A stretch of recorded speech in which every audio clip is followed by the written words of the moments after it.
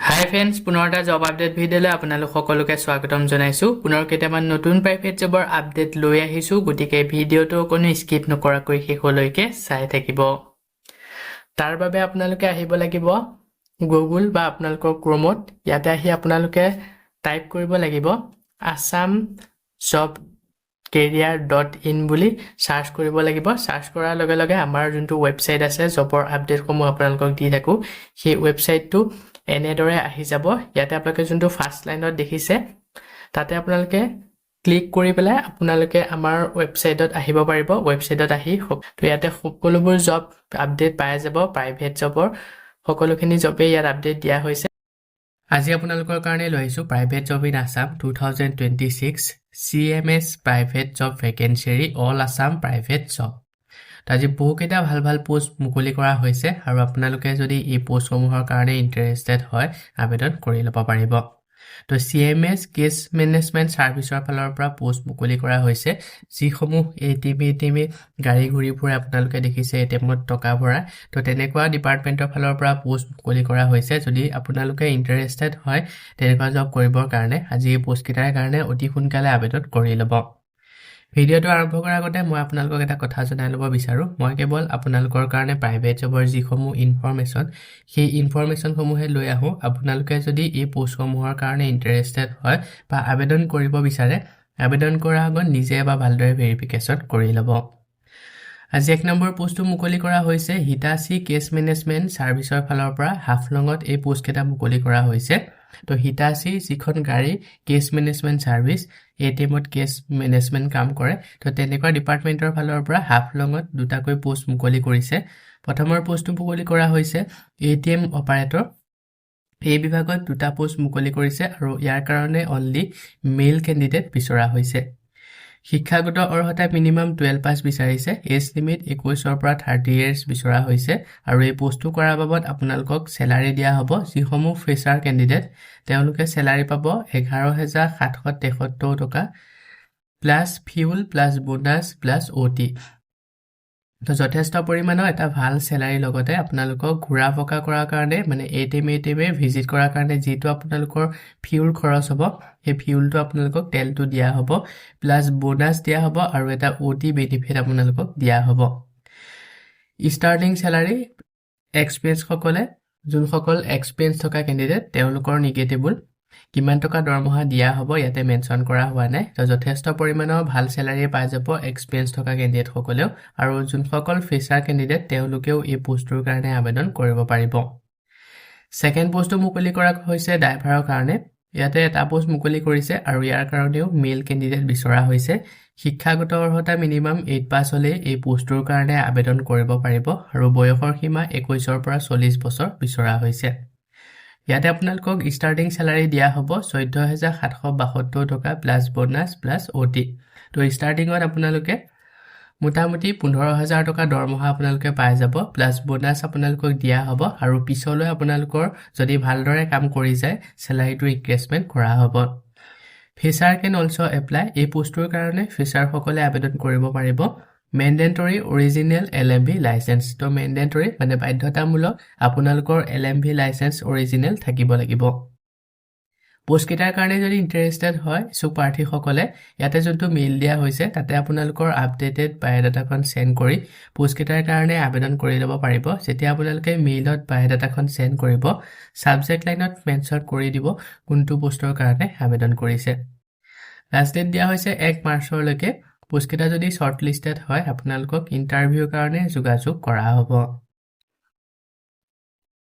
ইয়াৰ পিছতে next 2 number পোষ্টটো মুকলি কৰা হৈছে NEF কলেজৰ ফালৰ পৰা।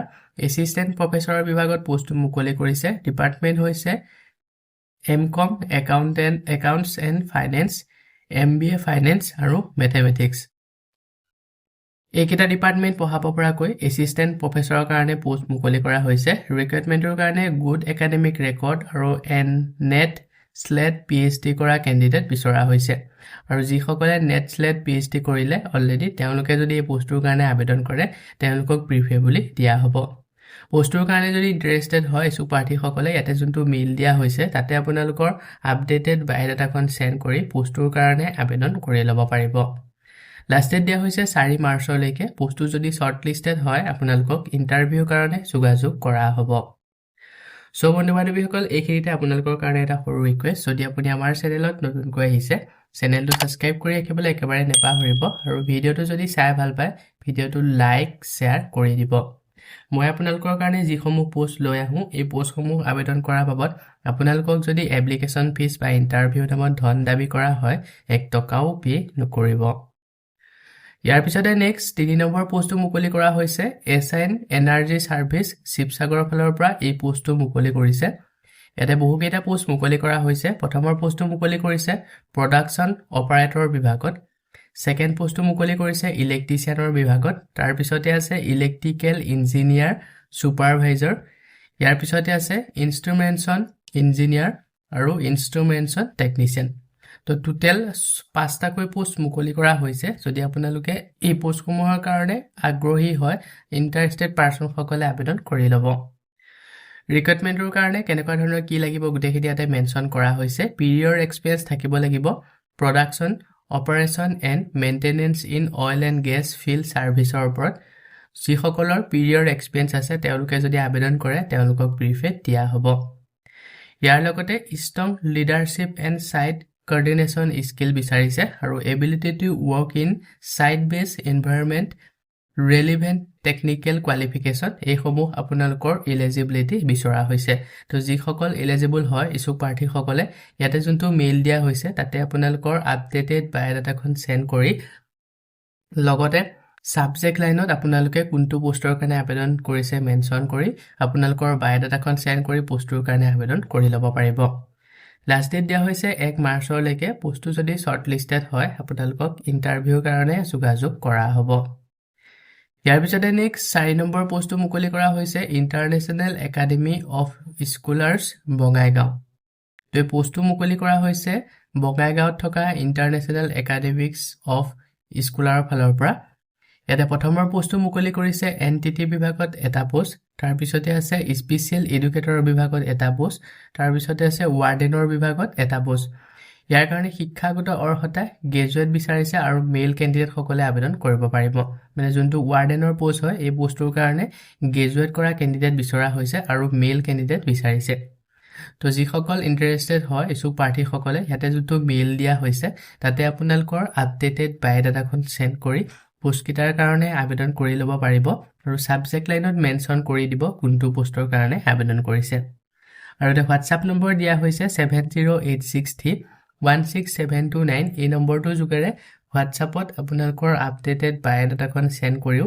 এই পোষ্ট কিটাৰ কাৰণে আবেদন কৰি ল'ব পাৰিব লাষ্ট ডেট দিয়া হৈছে 1 মাৰ্চলৈকে পোষ্ট কিটা যদি শৰ্টলিষ্টেড হয় আপোনালোকক ইণ্টাৰভিউৰ কাৰণে যোগাযোগ কৰা হ'ব ইয়াৰ পিছতে নেক্সট 5 নম্বৰ পোষ্টটো মুকলি কৰা হৈছে Chaitanya D solution private limited SPM প্ৰজেক্টৰ ফালৰ পৰা পোষ্টটো মুকলি কৰিছে পিঅ সখী বিভাগত পোষ্টটো মুকলি কৰা হৈছে ফিল্ড এক্সিকিউটিভৰ কাৰণে সব লোকেশন হৈছে বৰপেটা ঠেকিয়াজুলি আৰু চিলাপথাৰ তো এই তিনটা লোকেশনত পোষ্টটো মুকলি কৰা হৈছে টাইপটো হৈছে ফুল টাইম ফিল্ড জব আপোনালোকে কৰিব লাগিব ফুল টাইম ফিল্ডত কৰিব লাগিব 8 ঘণ্টা ডিউটি কৰিলে হ'ব স্যালাৰি 9000 টকা প্ৰতি মাহে দৰমহা দিয়া হ'ব কোৱালিফিকেশন গ্ৰেজুৱেট হ'ব লাগিব মেন্ডেটৰী মাষ্ট নাও হিন্দী এণ্ড আছামিছৰ ওপৰত আপোনালোকৰ এই দুইটা ল্যাঙ্গুৱেজ ভালদৰে জনা হ'ব লাগিব জব ৰোলখিনি ইয়াতে দিয়া হৈছে গুটেখিনি ভালদৰে বা পঢ়ি চাই ল'ব যদি এলিজিবল হয় আবেদন কৰি ল'ব পাৰিব ৰিক্ৰুটমেন্টৰ কাৰণে willing to work in field daily